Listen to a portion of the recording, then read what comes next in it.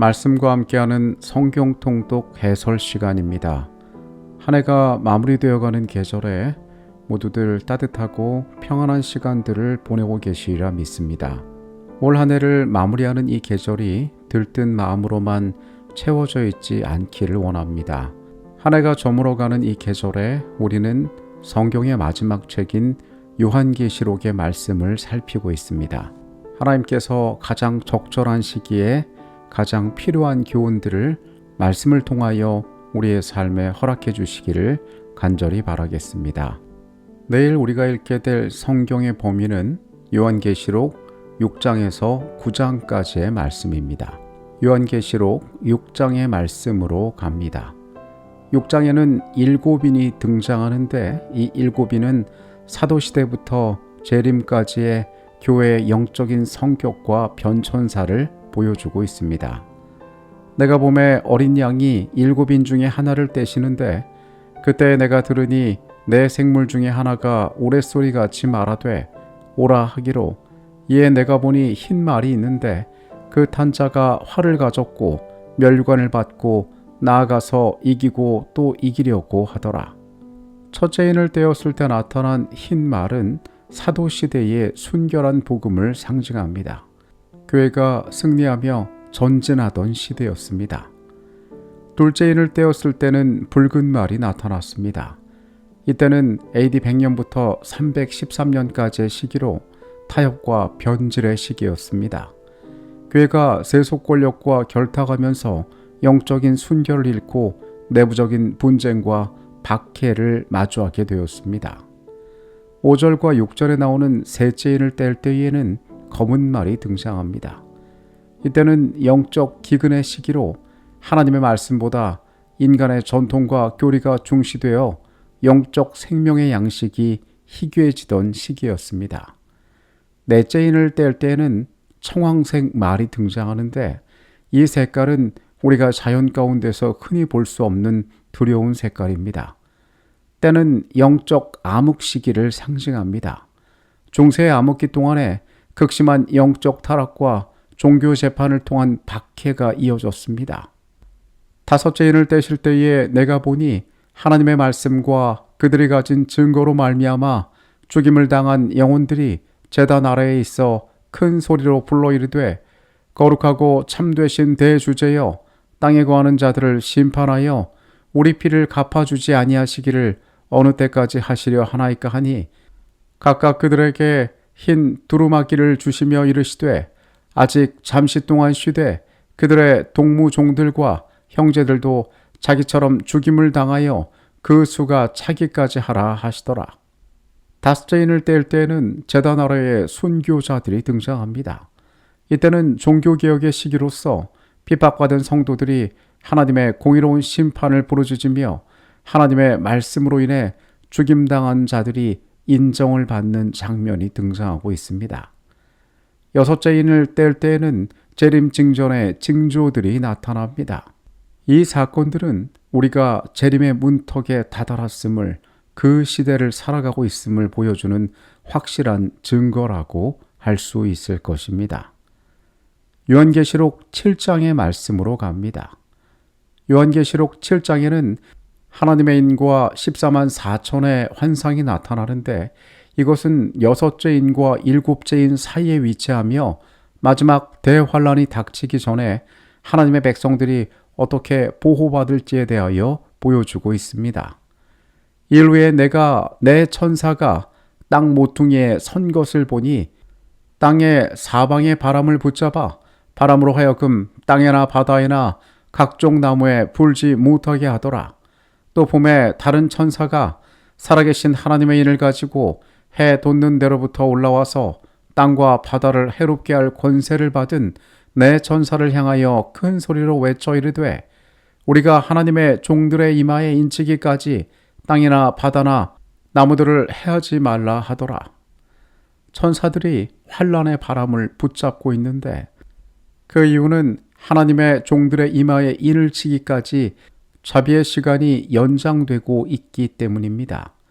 내가 인침을 받은 자의 수를 들으니 이스라엘 자손의 각 지파 중에서 인침을 받은 자들이 14만 4천이니 여기 나오는 14만 4천은 마지막 환란을 통과하여 살아서 주님을 맞이할 성도들의 영적 완전함을 상징하는 숫자입니다.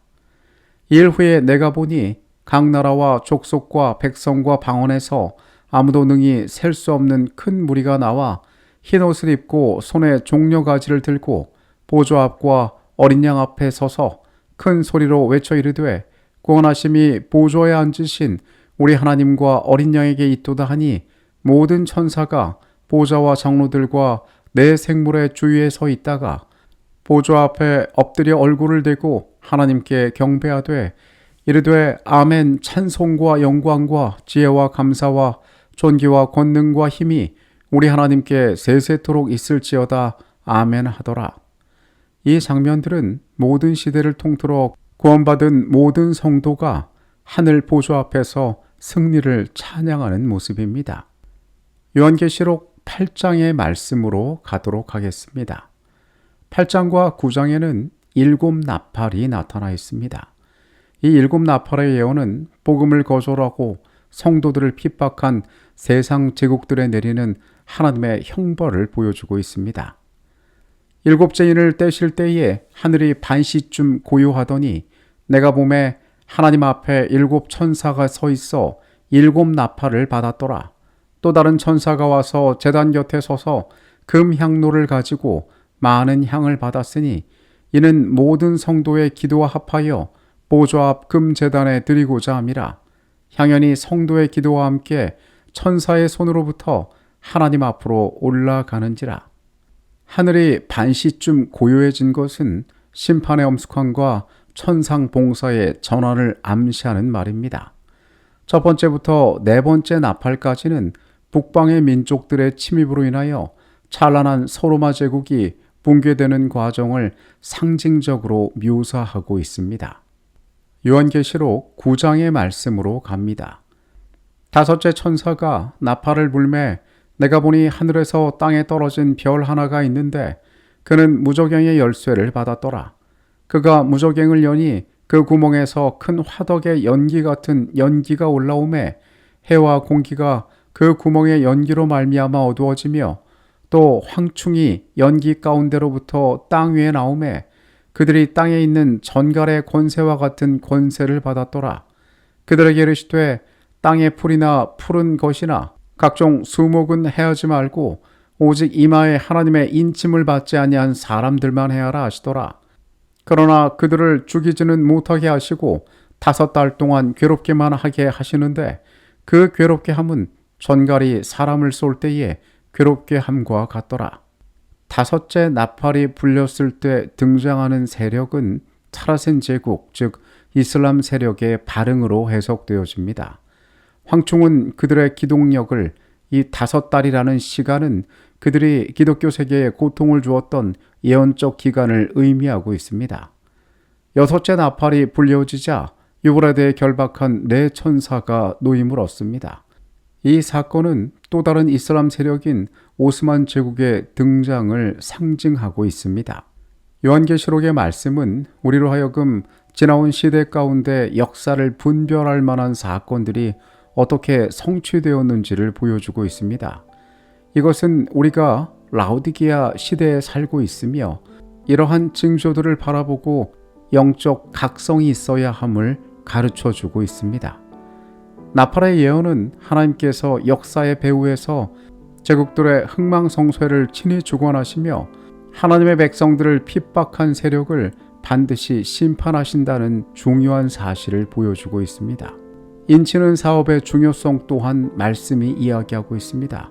마지막 환란에서 살아남기 위하여 가장 중요한 것은 하나님의 품성을 닮은 인쳐진 품성을 갖추는 것임을 요한계시록은 우리에게 보여주는 것입니다. 삼위 하나님께서는 범죄한 인류를 사랑하셨습니다. 그래서 그들을 구원할 계획을 준비하셨습니다. 하나님의 말씀은 그러한 진리들로 가득 차 있습니다. 계시록의 말씀 역시 우리에게 공포와 의문을 주기 위한 것이 아니라 우리를 구원하기 원하시는 하나님의 마음을 담은 것임을 우리는 기억할 필요가 있습니다. 말씀의 위로가 모두에게 함께 하시기를 바라겠습니다. 평안한 밤 되시고요. 내일 다시 만나도록 하겠습니다. 어리석은 인간의 걸음처럼 보이지만 하나님께서 그 가운데 모든 것을 주장하셨음을 우리가 깨닫게 하여 주시옵소서. 주께서 우리를 위하여 준비하신 구원의 놀라운 과정들이 우리로 하여금 이해되어지고 받아들여지게 하여 주시옵소서. 우리를 죄에서 구원하신 예수 그리스도 이름으로 기도합니다. 아멘.